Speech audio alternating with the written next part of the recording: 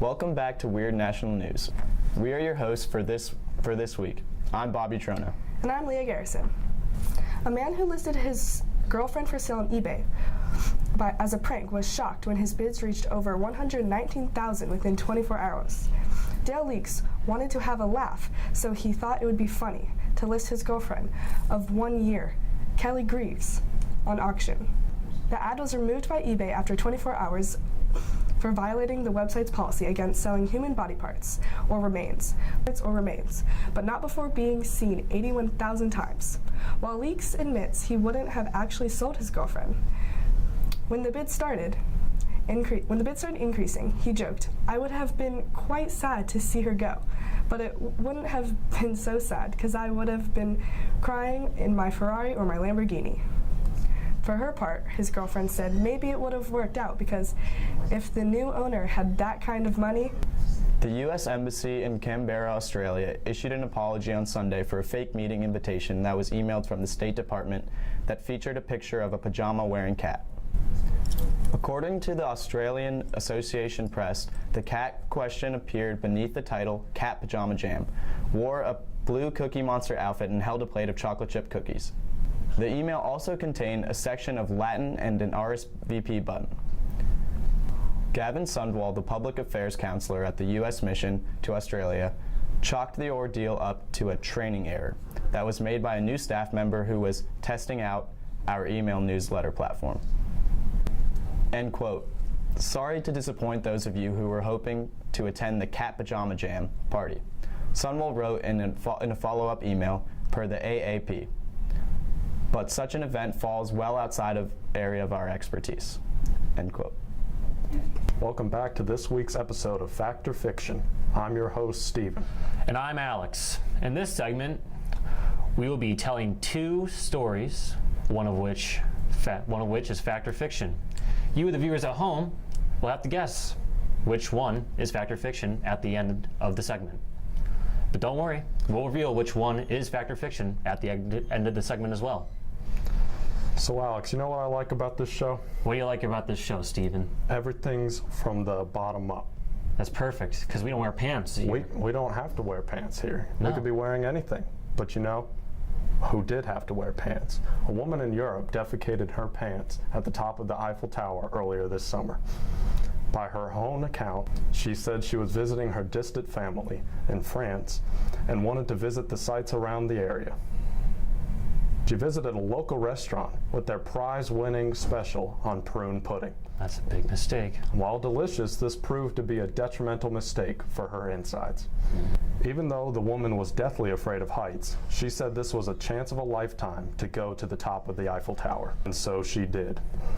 Her stomach began to feel worse with ascent, and as soon as she peeked over the edge, her body let loose. I don't know about you, Alex, but I think she got an experience worth more than an admission ticket.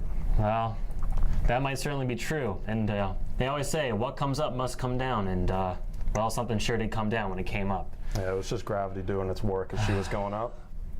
You know, as someone with a French last name, I can't even fathom the idea of a sacred monument being destroyed like this. Perhaps I don't think it's just a shame that she really went up there and just did her business. I don't think vile. The French would allow anyone up there. Gives the Americans weeks, a bad name for months. Really. No. Well, so hopefully that never happens again, and hopefully the people below her were okay. I just said that whole story. Do you think it's true? I mean, given that she's an American, I certainly think it could be true. Oh, yeah. But I'm gonna have to go with fiction on this one, honestly. And you're right. I made it all up from all up in here. That's kind of disgusting, but all right. Hey, I had a weird dream one night, and it came out on paper. Something didn't come out of her, though. All right. And what appears to be another spurt of mania, Mel Gibson has reportedly dumped his partner, Rosalind Ross, for, shockingly, a sheep that he calls Melissa. Yes, on October 7th, the famed asylum patient turned actor and his new hooved partner were seen together at a vegan restaurant called Gemüse. Apparently that means meat in German. Apparently the other patrons in the restaurant left the scene when Gibson attempted to share a kiss with Melissa. Gibson has a long history of being very unstable both on and off the sets of his movies, so many speculate that this is simply an episode. Despite the controversy, Gibson has been very forward when talking about his new relationship, seeing that he doesn't plan to end it anytime soon, and that is just in animal husbandry. Well, for starters, I think Gibson really messed up the term animal husbandry there. Obviously, while he is trying to be a husband to an animal, that's not what it means at all. Oh, yeah. I can't imagine the scene when he went into Gimus that day and what he tried to do there with that sheep, but I don't know what I would have done there if I was there. The only thing I know Mel Gibson for is he was in a movie called What Women Want, and apparently Mel Gibson does not want women. Yeah, maybe all that time in Scotland while he was filming Braveheart really did a number on him as he saw all the sheep around him, but regardless, Really inspirational. hopefully Gibson gets out of this spurt and dumps his new hooved friend.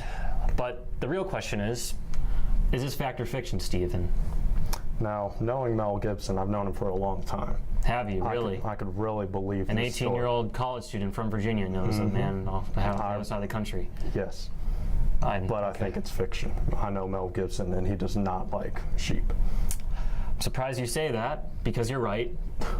Even for Mel Gibson, this is a bit of a stretch. I can't imagine him actually committing any Yeah, going to a vegan relationship restaurant, with a...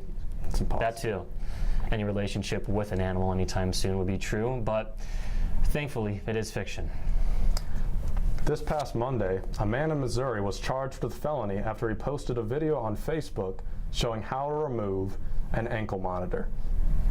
He performed the action on himself for full effect. In the video, Dustin Burns shows himself using a butter knife and a screwdriver to remove his own ankle bracelet from his leg, one he received earlier this year when he pled guilty to violating a restraining order. Burns has received several warrants for probation violations in the past. Seems like a guy who likes to break the rules. He gives very helpful advice in the video, such as, don't damage the bracelet, otherwise you'll get thousands of dollars in fines. Burns will now be serving 2.5 years in prison for his actions. Well, thankfully he did tell us not to break the bracelet in any way. Otherwise, I may have gone home and destroyed mine myself. In fact, I wish he had posted this video a bit earlier over the summer. I was not under house arrest, but I knew someone who was, and honestly, they didn't deserve it. So, thanks to Mr. Burns was his name. Now we have all our friends with ankle bracelets who can just slip right out of them. I mean, a butter knife and a screwdriver, who doesn't have those two items throughout The their modern day MacGyver, in my opinion, really. Yes. Well, regardless, thankfully this man is behind bars, and I don't think there's going to be any ankle bracelets in prison, as the entire place could be an ankle bracelet. And 2.5 years is a long time to mull over his heinous crime. Yes. Was it fact or fiction? There was a lot of detail in that one, and it seems like a plausible story. I'm going to say it's fact. Well, you got it right. I'm on fire He's a today. real person, and he actually did that, which is kind of crazy. Speaking of criminals, recently a man by the name of Michael Dwayne Johnson in Manassas, Virginia, has been arrested for rubbing his bare buttocks on produce at a local grocery store, and then placing the produce back on the shelves. As you would do. An employee spotted Johnson in the act and then reported it to their manager, who promptly called the authorities. The staff wasn't absolutely certain what produce Johnson tainted with his taint, but they mainly speculated that it was fruit.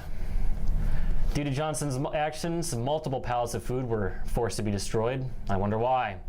Authorities have charged Johnson with indecent exposure and destruction of property.